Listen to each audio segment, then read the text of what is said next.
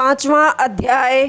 नारद के गूढ़ उपदेश से दक्ष पुत्रों को वैराग्य और दक्ष का नारद को शाप।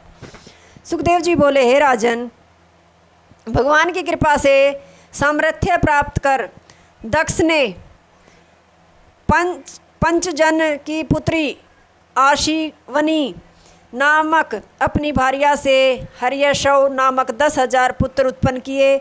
उन सब का शील, स्वभाव तथा आचरण एक सा था।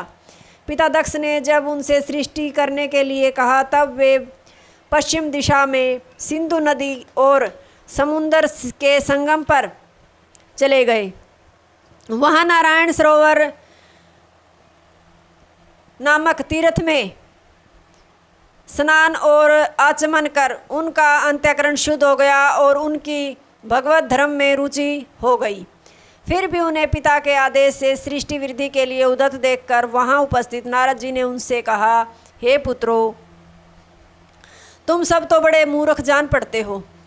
बिना भूमि का अंत देखे, बिना एक पुरुष वाला राष्ट्र देखे, बिना निष्कर्मण द्वार का बिल देखे, बिना बहुरूपिणी स्त्री देखे, बिना पुंचली का पति देखे, दोनों तरफ बहती नदी बिना देखे, 25 पदार्थों का अद्भुत ग्रह बिना देखे, विचित्र कथा कहने वाला हंस बिना देखे, छुरे और वज्र सा अत्यंत तीक्ष्ण घूमता चक्कर बिना देखे, एवं सर्वज्ञ अपने पिता के आदेश का रहस्य बिना जाने तुम लोग सृष्टि कैसे करोगे।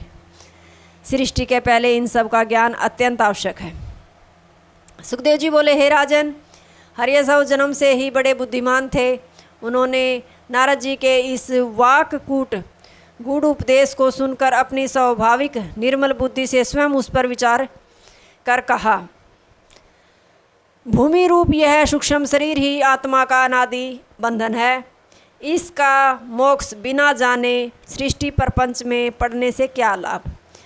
इस राष्ट्र में पुरुष एकमात्र ईश्वर ही हैं, वह सब कुछ करने में समर्थ हैं।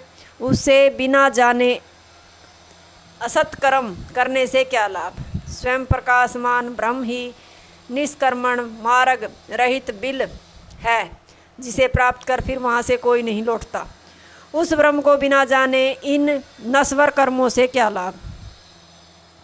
व्यभिचारिणी के समान नाना विषयों को चाहने वाली अपनी बुद्धि ही बहुरूपिणी स्त्री है।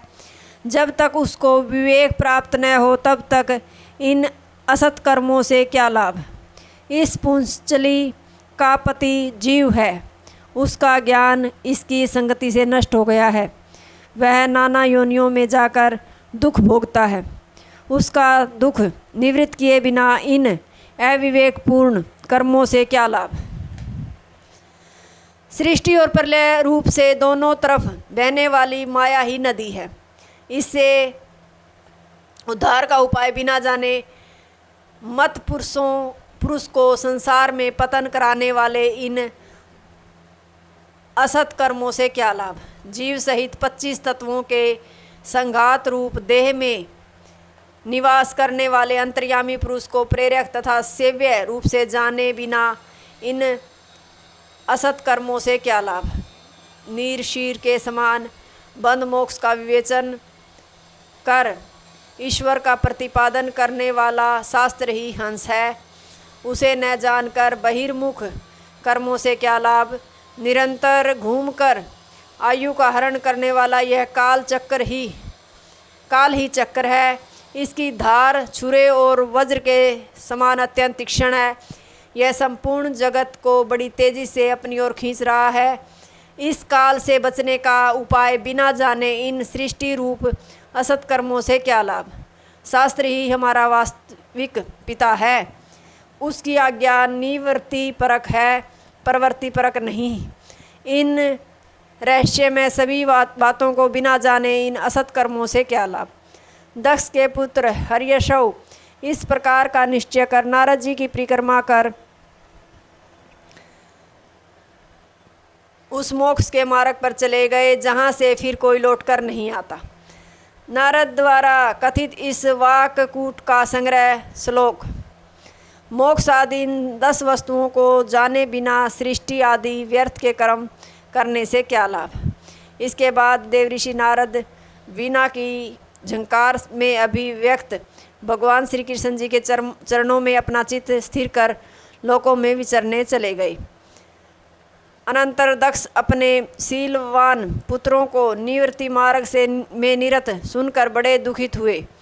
ब्रह्मा जी के समझाने पर दक्ष ने पुनः संबलाशव नामक 1000 पुत्र उत्पन्न किए। वे भी अपने पिता की आज्ञा से सृष्टियर्थ तप करने के लिए नारायण सरोवर पर चले गए। नारद जी ने उन्हें भी पूर्ववत कूट वचन सुनाए, जिससे वे भी अपने भाइयों के ही मार्ग में चले गए। इस बार भी पुत्रों का नाश सुनकर दक्ष को बड़ा क्रोध आया और देवयोग से दक्ष की नारद जी से एक दिन भेंट भी हो गई। दक्ष ने कुपित होकर नारद जी से कहा, अरे मूढ़, तूने मेरे पुत्रों की भिक्षुकों का मार्ग बताकर मेरे वंश का उच्छेद किया है, इसलिए जा, तू भी भिक्षुओं की तरह लोकों में इधर उधर घूमता ही फिरेगा, एक जगह स्थिर न रह सकेगा। अरे मूढ़, विषयों का अनुभव किए बिना मनुष्य को उनकी दुख रूपता ज्ञात नहीं होती। विषयों का अनुभव होने पर स्वयं जैसा वैराग्य होता है वैसा बहकाने से नहीं होता। नारद जी ने दक्ष का शाप सर स्वीकार किया। इसी का नाम साधुता है कि बदला लेने की शक्ति रहते हुए भी दूसरे का अपकार सह लेना। हर्यशव तथा सबलाशव का अर्थ। षष्ठ स्कंद का 5वां अध्याय समाप्त।